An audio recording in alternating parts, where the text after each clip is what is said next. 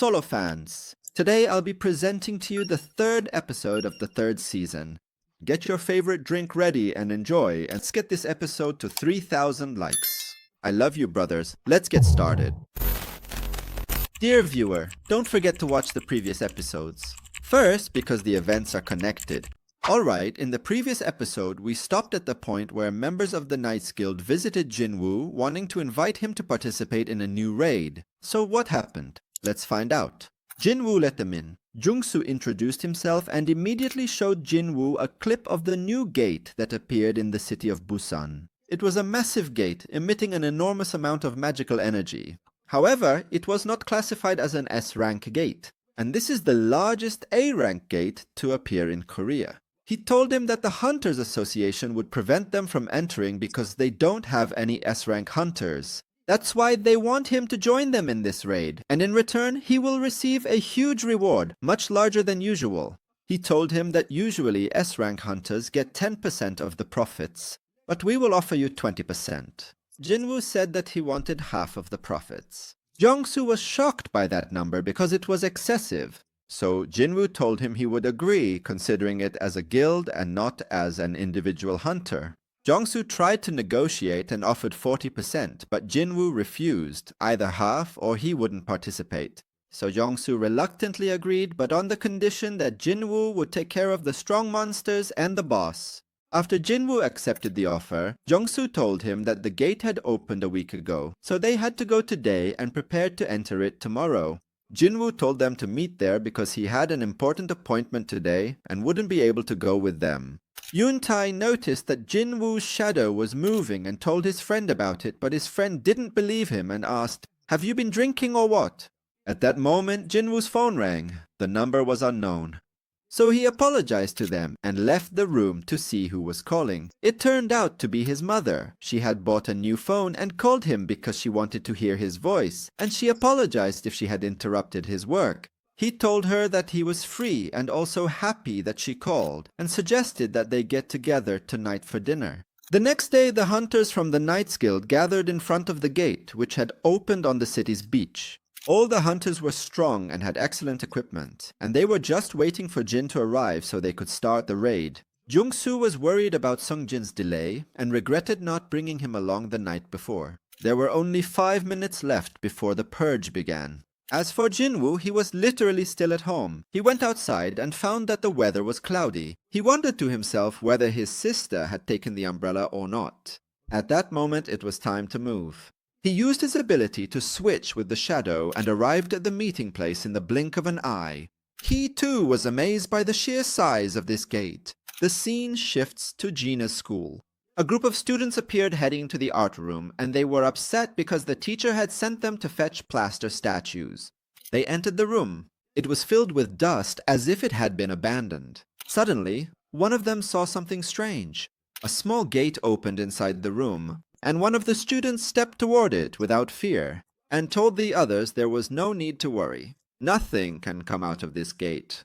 Only hunters are able to enter it. That's why the situation is safe. Indeed, they felt relieved when they heard this. But suddenly, a crack appeared in the gate. A huge hand emerged and grabbed the student by the head. He tried to pull away. He tried to break free but couldn't. He asked his friends for help, but it was too late. His head was literally crushed in front of them. Then the monster emerged from the gate with its entire body. In just a few moments, the room was filled with blood. All 3 students were killed. Not a single one survived. These monsters belong to the orc species. They have low intelligence, but they are natural-born hunters and become even more ferocious when they smell blood. This squad's role was only reconnaissance, but when they realized the place was full of prey, they couldn't hold back. They sent one of them to deliver the news, while the rest decided to start hunting here. And when the rest of the army arrives, they will invade the city. The whole door was smashed and the monster came out. The hallway was full of students. They were busy talking to each other. Suddenly they heard a commotion coming from the art room. And before they could realize what was happening, the monster was standing in front of them, holding an axe and planning to crush them all. Let's go back to Jin-Woo. He was analyzing the strength of the team with him. There were 20 B-rank hunters and 13 A-rank hunters. He was impressed by this large number of hunters. Then someone called out to him from behind. When he turned around, he found a group of hunters around him who could be considered fans. All of them were excited and relying on him today. Jin-Woo hadn't expected to receive such a welcome. So Yerim stepped in and asked them to leave Hunter Jin-Woo alone. Then she introduced herself as the main healer of the Knights Guild. And after the team was assembled, Yongsoo decided to start explaining the plan. He told them that he would be the leader of this raid. The other hunters didn't like that and preferred that Jin-Woo be the leader. So he told them that Hunter Sungjin's role would be to cover their rear. Then one of them spoke up and said, "Are we really so weak that we need someone to protect us?" He was one of the newcomers, and his enthusiasm led him to say that. So Jung-soo apologized to Jin-Woo and told him that this kind of atmosphere is normal for them. Don't consider that rude of him. Jin-Woo understood and told her that this shows their confidence in themselves. "It's fine by me." Jung-soo looked at his phone. The time had come and they headed toward the gate. The scene shifts to the emergency center. Everything was normal until they received that call. One of the students reported the appearance of monsters at the school. The caller was a girl who had hidden in the school bathroom covered in blood, crying and literally trembling with fear. All her friends had died and she managed to escape. At the last moment, the staff member tried to calm her down and told her that the hunters were on their way to rescue them and asked her to hide until they arrived. These words gave the student hope that she might survive, that she might live. So the staff member asked her to describe what these monsters looked like. She told her that they were green, their bodies resembled humans, and they had ugly faces. But suddenly, one of the monsters appeared at the bathroom door.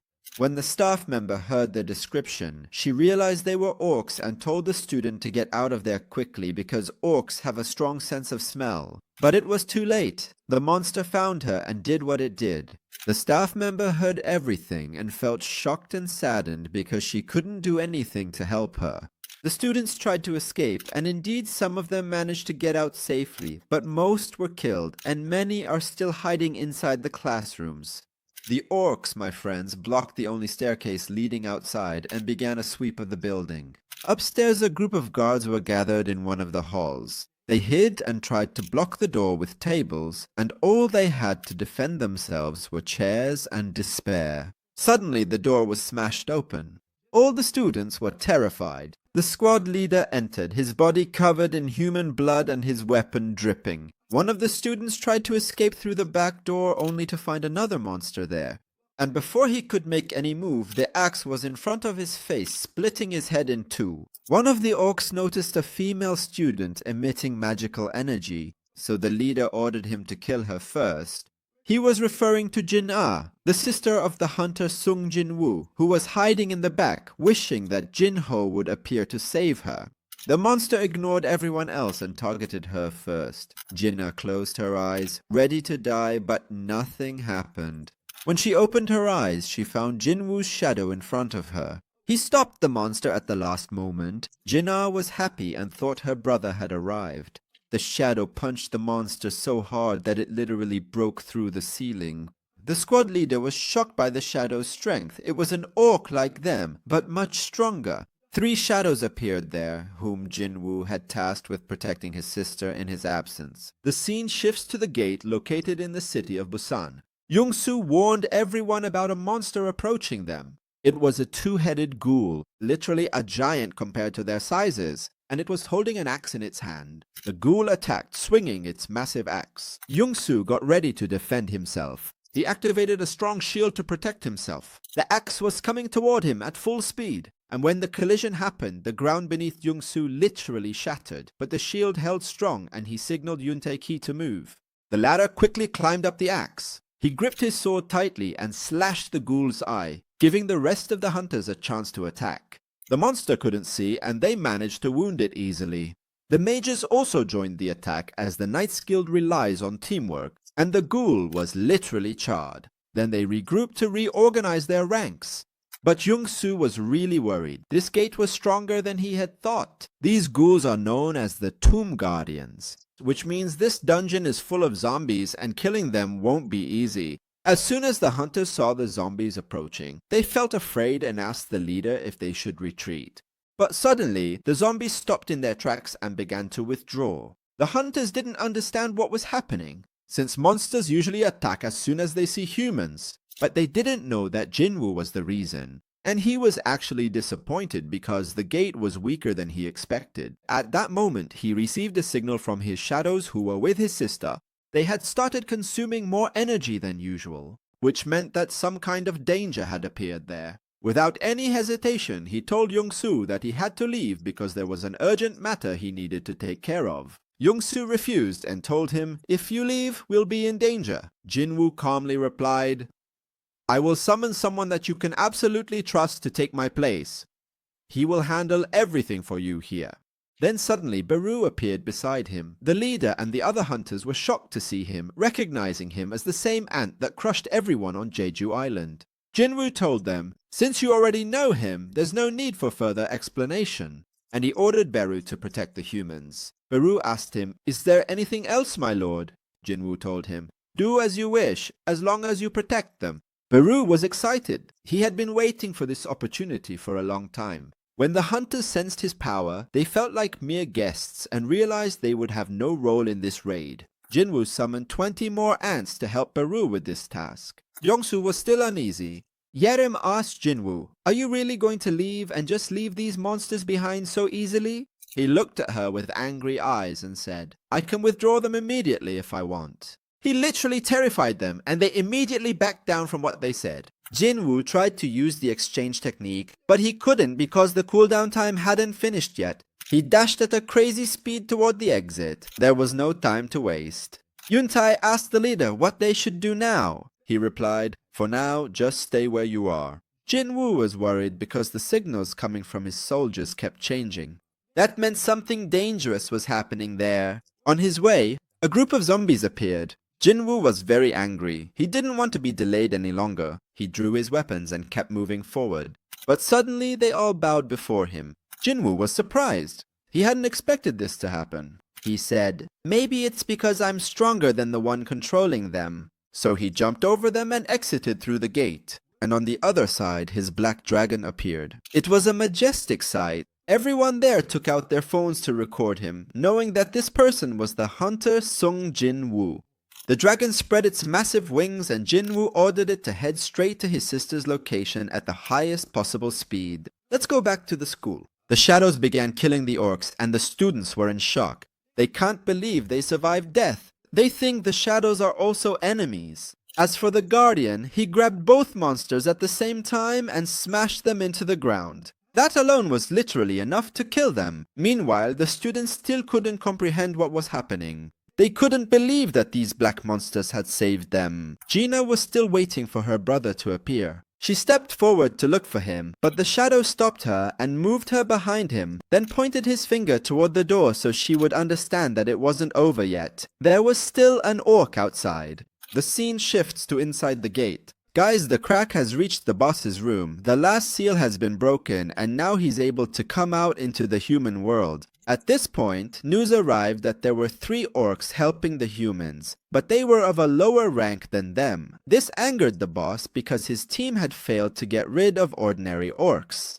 He grabbed his weapon and decided to take care of them himself. We returned to the Busan gate. The ants began their attack. The hunters were terrified and wanted to retreat out of fear of the ants. They think the ants might turn on them at any moment. Young-soo still hasn't made any decision, but he doesn't want to stop the raid. At the same time, he is just as scared as his followers. In the end, he decided to continue, because what matters most to him is the guild's reputation, and he doesn't want people to call them the Guild of Cowards. Suddenly, Beru appeared in front of him and he literally froze in fear. He didn't know what to do, then told him, "Let's go." Beru didn't move from his spot. He didn't like the commanding tone, so he repeated it in a gentler way.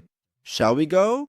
And in the blink of an eye, he disappeared. Before Young-soo could turn around, he came back again, threw something from his hand, and left once more. The hunters gathered around the leader to check on him and asked, "Are we going to follow them?" He told them, yes. And when they looked down, they found the head of the zombie squad leader at their feet. He was the strongest among them, and Pyro took him down in less than a second.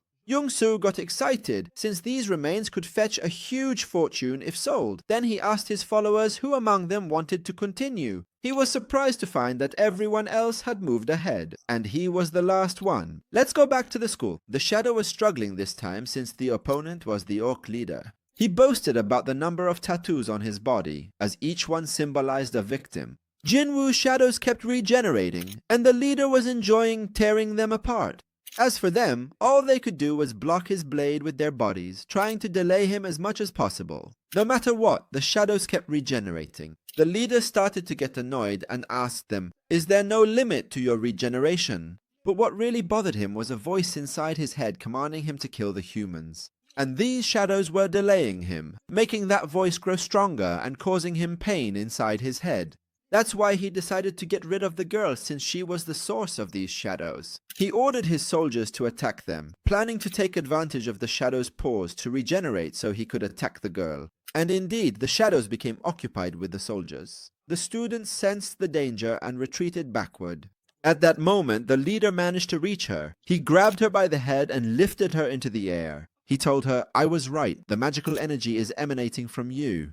Then he squeezed her, trying to kill her.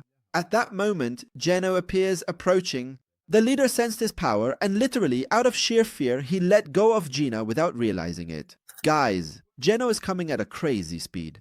Gina's friend tried to check on her. As for the orc leader, he was no longer interested in them. All his focus was on the approaching thing. The closer it got, the more frightened he became, and he told his followers that something terrifying was coming. He ordered them all to get ready, and at that moment, Jeno arrived. Gina was asking. Dust filled the room. Suddenly she felt a hand touch her head. It was Oba, her older brother. He told her, "Don't worry anymore." The leader froze in his place. He didn't dare say a word. He waited for his turn without moving. Jeno stood up. A deadly aura emanated from him. The leader tried to introduce himself, but Jeno raised his hand and said, "You, shut your mouth and wait. Your turn will come soon." Then he hugged his sister. She started to cry. So he apologized to her for being late, and he asked the others, "Are you all okay?" They answered yes. Then he looked at his sister again and immediately noticed a mark from a blow on her face. So he summoned Igris and ordered him to take care of his sister. As for these orcs, he would handle them himself, and he ordered him to get everyone out of here first. One of the orcs was thinking about attacking, but Gino shot him a literally deadly look and told him, "I ordered you not to move." This was Gino, aided by the Black Dragon. They started evacuating the students from the school. The leader realized that the person in front of him was the master of these shadows, but he couldn't understand how a human could speak their language. Gino was feeling extremely angry and didn't say a word to the leader. He realized that the chance to talk was gone and ordered his followers to attack. So they all moved at the same time. Gino grabbed the first one by his arms, slammed him to the ground, then lifted his foot and crushed his head. As for the second and third, he used his remote control skill on them, slammed them into each other, then clenched his fist and turned them into pieces. This only made the rest of the monsters more furious, and they attacked him. Gino also advanced, and suddenly every monster lost a part of its body. Everything happened at an incredible speed. Gino literally wiped them out with just his hands, leaving only the boss. The latter asked him, "Who are you?" But before he could finish his question, Gino grabbed him by the mouth and pinned him to the wall. At that moment, he saw the bodies of the students in the hallway, all of them dead. So the boss asked, "Why are you so eager to kill humans? What's the reason?" He replied that there was a voice inside their heads commanding them to kill humans. So he asked him, "What about me? Doesn't it tell you to kill me?" The monster begged him to spare his life. But Gino wanted an answer to his question. But the monster kept pleading for mercy, ignoring the question. Gino revealed his weapon and realized that the monsters did not consider him human. The shadow literally enveloped his entire body, as if the King of Shadows himself appeared and beheaded the boss. Let's go back to the Knights Guild. Berum was arguing with an ant because she wanted to eat a corpse worth millions. So the ant tried to push her away and accidentally hit the hunter, causing her to bleed from her shoulder. So Beru appeared immediately, warned the ant, and told her about the king's command. And fear showed clearly on her face. Beru healed the hunter, who thanked him and was amazed because despite being just a summon, he was better at healing than she was. At that moment, they arrived at the boss's room. He was a black ghost with red eyes. In the middle of his chest, a green light shone. He was called Lich and was surrounded by his strongest soldiers. This boss is very famous in the human world because he once wiped out one of the largest Chinese guilds. Jin-Woo admitted that this monster was strong and that his team couldn't afford to get hurt. The soldiers surrounded them from the front and the back. As all the monsters that the ants hadn't eaten came back to life, Jin-Woo ordered them to close the door. Yerim created a magical shield and told the leader that it wouldn't last long. They only have 5 minutes at most. Jung-So admitted that they're in trouble, and without Lord Jin-Woo, they won't be able to clear the gate. At that moment, Beru appeared and approached them. Lich couldn't understand why the Shadow Army was attacking them, since they were supposed to be allies. Beru laughed and replied, "The king personally chose us, but not you." Lich said that was impossible and that he would go to the king to ask him. Beru instantly moved in front of him at incredible speed and attacked him directly in the chest, saying, "You talk too much." That's not fitting for someone who's about to die. We'll stop here, so stay tuned for the continuation of the events in the upcoming episodes. I love you, brothers. Goodbye.